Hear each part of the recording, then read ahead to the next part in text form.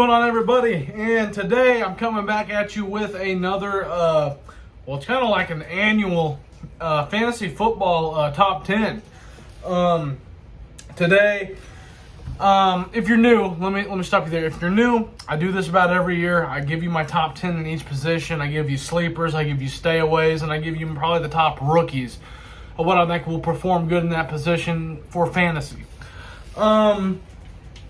Last year I played fairly good in that. I'd have to go back and completely watch it, but I do know I picked some really good picks there. This year it's kind of controversial, but I hope I can help you all, same as myself. My top 10 will be in order of what I think they will be, and then I'll have my top 5, my top 6 stayaways. Technically it's top 5 because I have 6 right now, but you understand. I have my sleepers, I have my risky players, and then I have my rookies.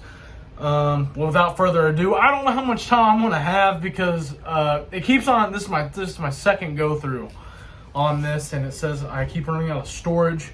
So I cleared up a bunch of space, so who knows. If y'all want explanations, I'll give y'all explanations on why. So at number 10, I have Ryan Tannehill. This was kind of tough for me, but then again, I think adding Julio Jones and A.J. Brown makes you a top 10 quarterback. There's no doubt about it. That opens up the passing game. That kind of makes it not where defense is like, okay, you're running the ball. We know you're going to run the ball. Because of Derrick Henry, obviously. Now it kind of opens it up more when you have 2 wide receivers that are threats. That'll be able to help you out. Great complementary players right there. So Tannehill, I'll put you at 10. Number 9, no shocker here, Tom Brady, Mike Evans, Chris Godwin, Gronk, O.J. Howard. I think Tom Brady is a top 10 quarterback, so don't come at me. I don't care about his age. I have him at number 9.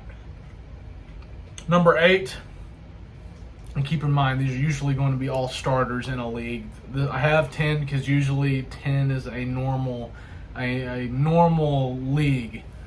So number 8, I have Justin Herbert. Number 7, I have Russell Wilson. Number 6, Lamar Jackson.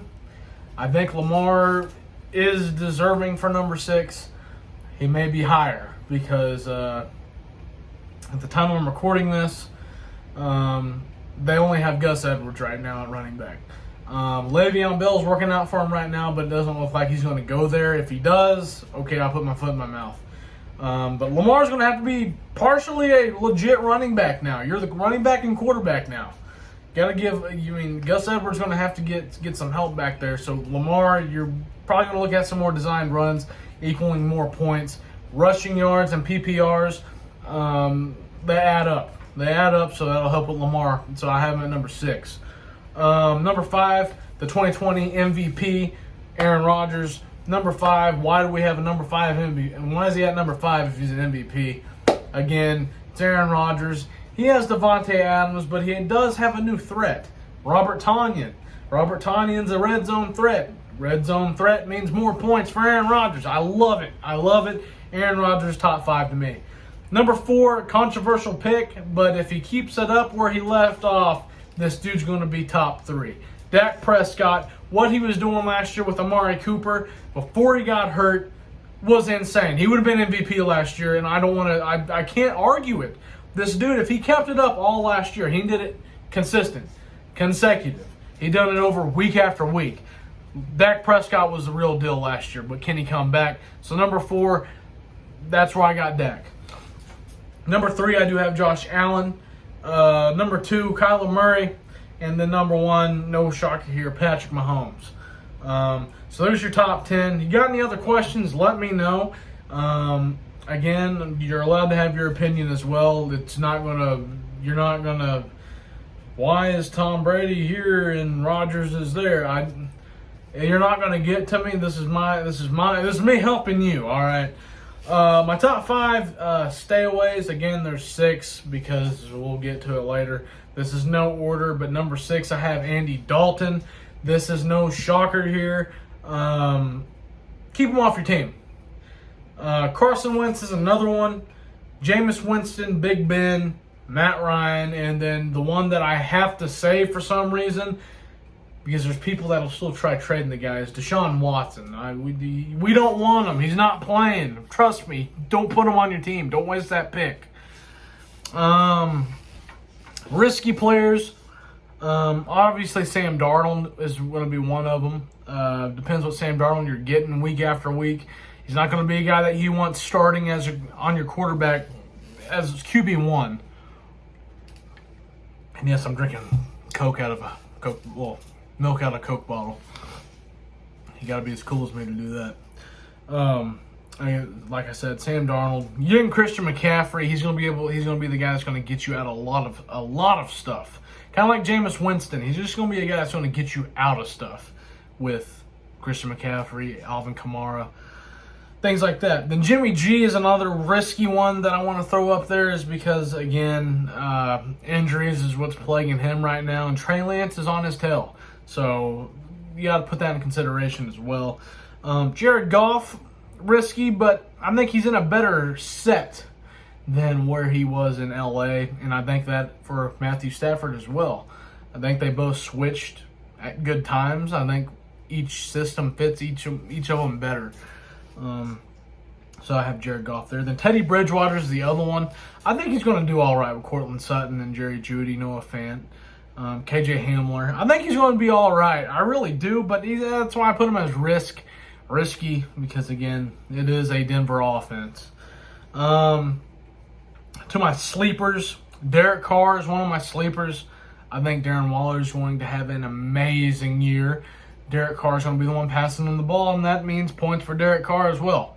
Number 2, Matt Stafford. No shocker there. I think he's like I said with Goff, better set, better scenery. I think he's there. I think he's at his place where he's going to be able to perform to a high level in LA. Number 3, Ryan Fitzpatrick. I think Terry McLaurin is going to be able to excel Fitzpatrick game. I think he's going to be the main target, meaning Scary Terry is the main target. To where Ryan Fitzpatrick is going to excel expectations in Washington. I really believe that. I believe he's going to be able to take them to the playoffs as well. So I think, and these guys that I'm saying would be a pretty solid backup, or you can throw them in at starter at some point depending on matchups that week. And then my last sleeper, I don't think this is a shocker to anybody, but then again, this may be shocking some people that I didn't have in my top 10. Then I put Ryan Tannehill. Baker Mayfield. I think this is the year, man, that he takes that step to prove everybody wrong, to put him into a top 10, to be a starting fantasy quarterback. Odell, Jarvis Landry, Austin Hooper, Hollywood Higgins, Kareem Hunt, Nick Chubb. I mean, he has an amazing cast to get it done in Cleveland, okay? And I truly believe that. And so Baker, not just because he's my favorite player, I do truly believe this is the year he's going to take that step to prove everybody wrong. But for that to happen, everybody's got to stay healthy. But he had an amazing year last year as well. I mean, outside of the interceptions, we understand. But he did something that Bernie Kosar did only once, and that was take them to the playoffs in, 18 years? Something like that. I don't remember. I've only been a Browns fan for 4 years, and that's because of Baker. And I explain it in every damn video. And then my rookies right here, I only have 4.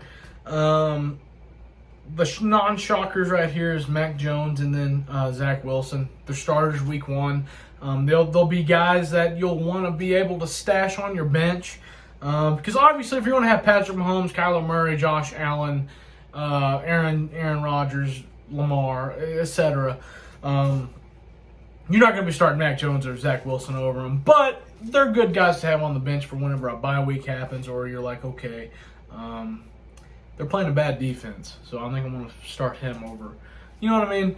But majority of the time, you're really not going to do much with rookies. You know what I'm saying? Unless you're just a terrible fantasy football player and you're like, okay, we got to do this here. At number 3 on this, I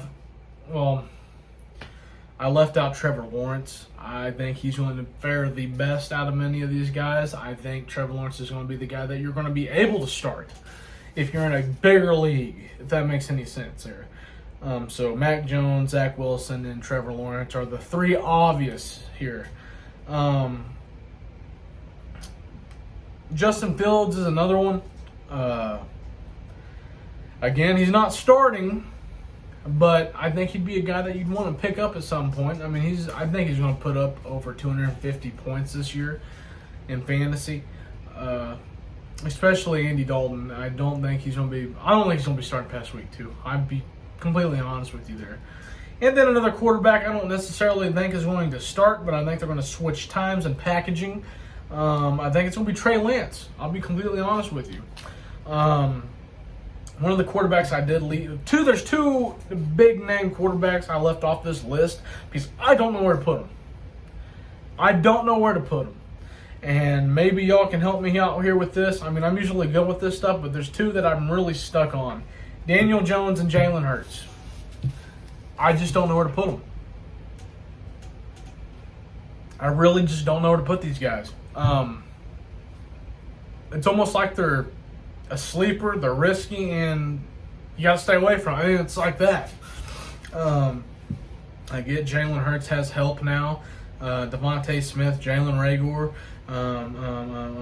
Dallas Goedert, Zach Ertz. I understand that 100%.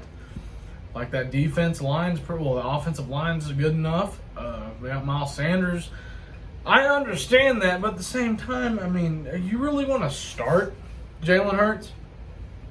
I mean, I guess he'd fare as a good backup. I'll give him that. So I mean, I could probably put him as a sleeper. I can put Jalen Hurts as a sleeper, but Daniel Jones.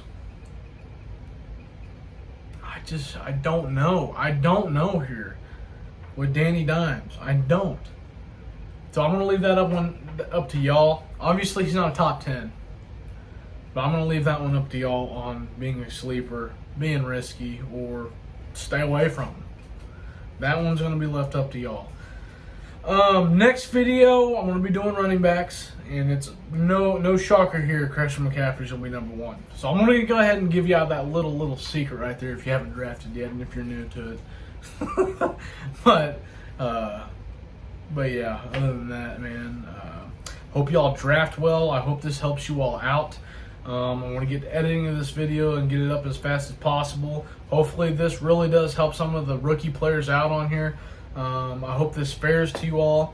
If I get it wrong, you can come back and trash me. 100%.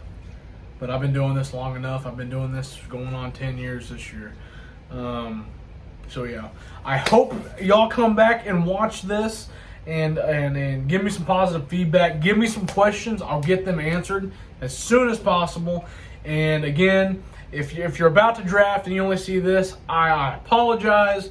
But I hope this helps you out with your quarterbacks in your later rounds. Usually draft them around round 7, round 8. I just hope this helps you all out so much. Again, thank you for watching, and I hope to see you all in the next video.